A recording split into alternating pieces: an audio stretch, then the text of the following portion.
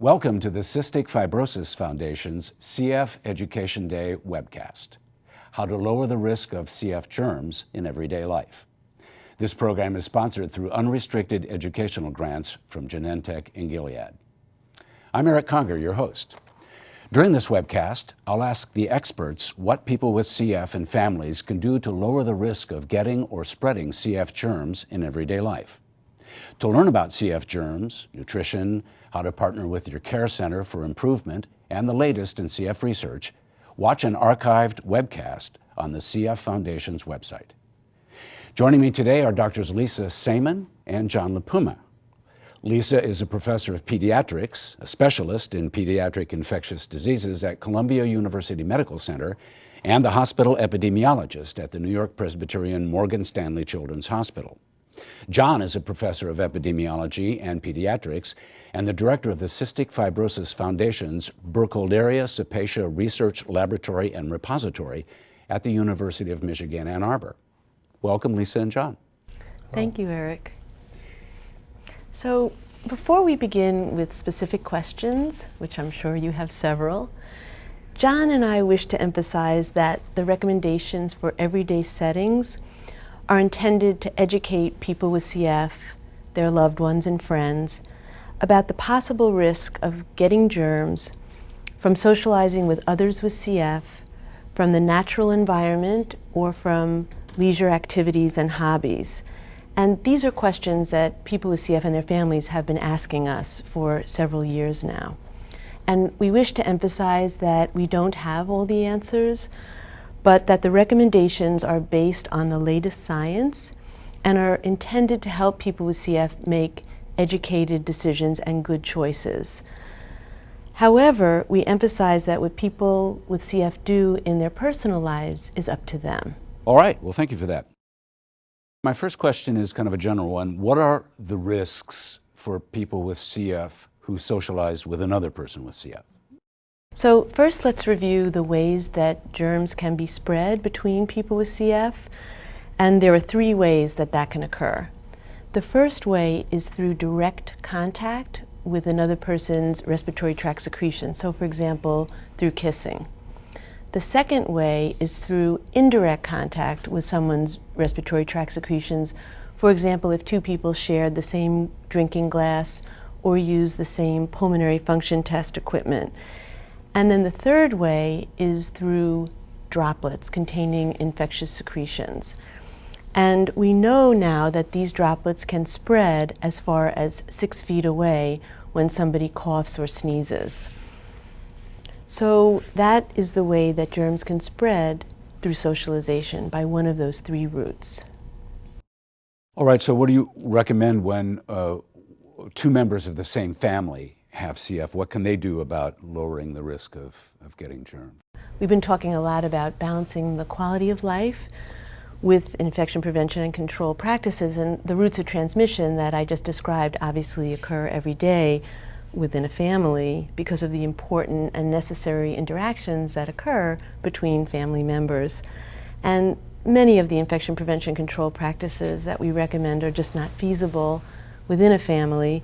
But nonetheless, we do have a few recommendations for the multi-patient family that could lower the risk of germs.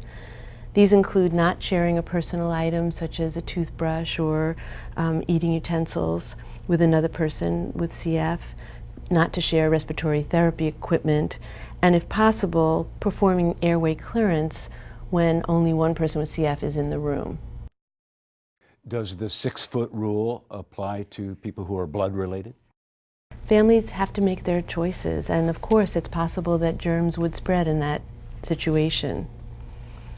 Are family members without CF likely to bring germs home to the person with CF? So germs cannot be spread from a family member without CF, with the exception of the common cold or the flu. So those are viruses. And this is why we've been recommending that all family members and friends do hand hygiene, practice respiratory hygiene, and of course get the flu shot, as we discussed previously. How could people with CF travel safely in airplanes? Well, on airplanes, we're not terribly concerned that there'll be another person on the same plane with CF. but there certainly could be people on the plane without CF who are ill. So we really want to make sure that people who are traveling on airplanes use good hand hygiene, bring some alcohol to rub on their hands, to do good respiratory hygiene, and all the things that we preach all the time. Maybe just do that a bit more when you're in close proximity with others, such as being on an airplane. Now, I've heard that people with CF shouldn't mow the lawn or do gardening. Is that true? Why?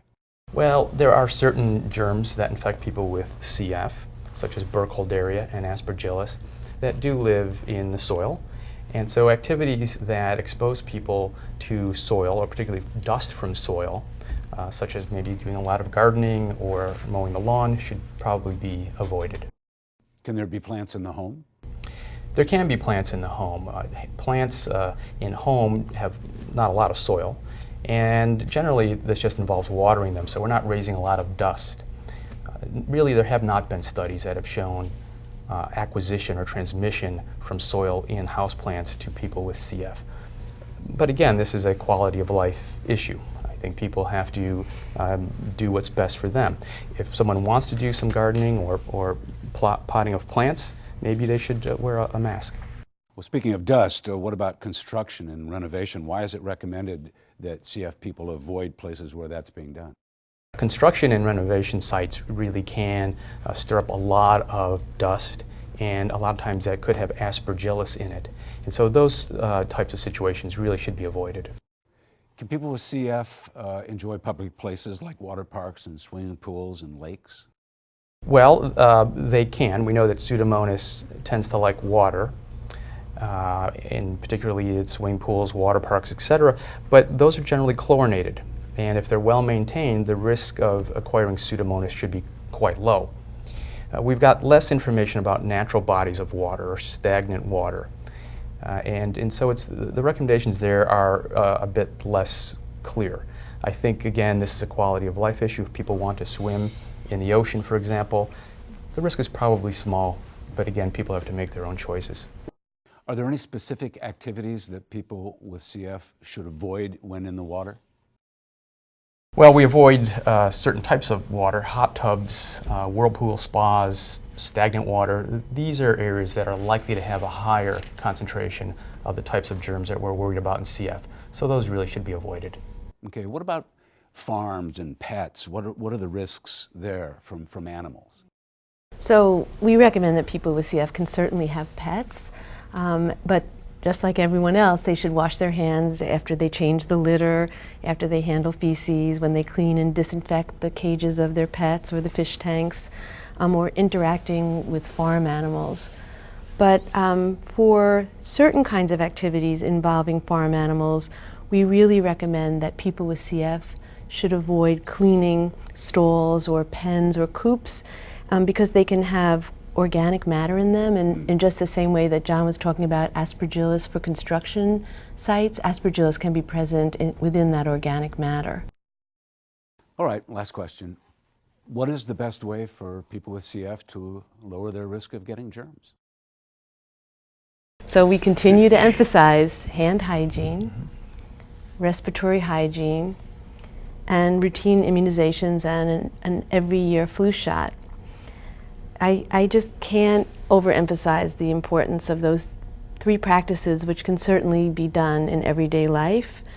And again, we can't discuss every possible situation that can occur in everyday life, but we hope that this session has provided people listening today with the education about the rationale behind the infection prevention and control guidelines, and then help people with CF and their family and friends make good decisions.